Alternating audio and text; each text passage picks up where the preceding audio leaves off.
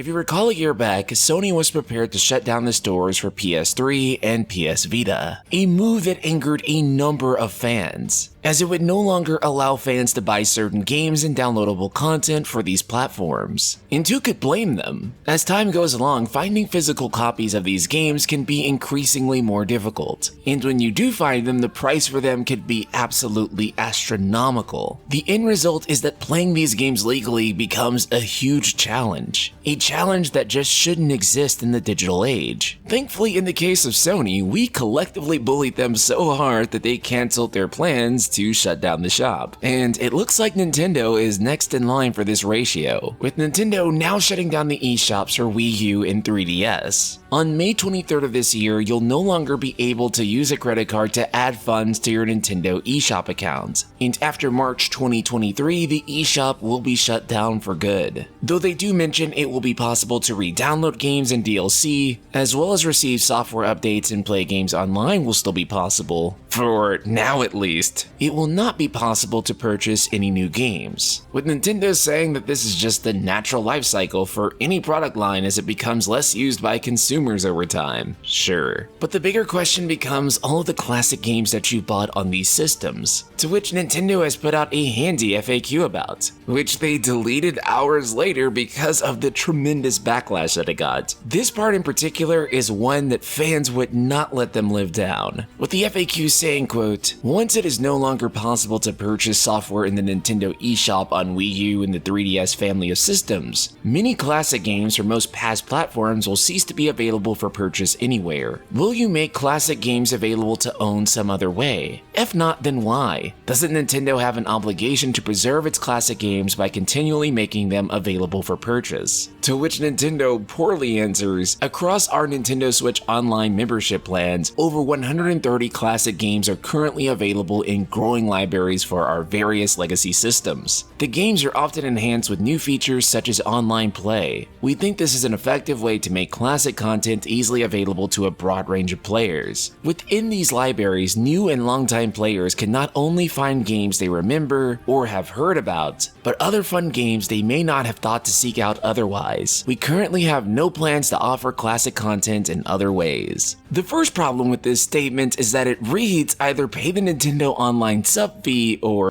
off. The second problem is that people have already paid for these games a dozen times over. Many people have already paid for these games on Wii, they paid for them again on Wii U, and now to carry those games over to Switch, they have to get the Nintendo Online service. And it's not like your library of games is just going to carry over. You are completely at the mercy of what Nintendo wants to put on this eShop. Couple this with the fact that Nintendo tends to drip feed these games, when these games could easily be made available at once. You can see why customers are so pissed off. The other issue is that there's games like Xenoblade Chronicles X, which is still locked to Wii U, and currently there is no other legal way to play it. If you try to search for a physical copy of the game on Amazon, there is only one copy left, and it's going for $70, something that will probably be sold out by the time I upload this video. You know, you really would think that Nintendo would learn something from this situation with Sony having received so much backlash for having done this in the past. You would think that Nintendo would have some sort of sense to react to it, but considering that this company never seems to look at what others are doing for better or for worse, who can say that they're surprised? At least I know Sony cares enough about consumer feedback to make adjustments based on what customers are saying. Nintendo,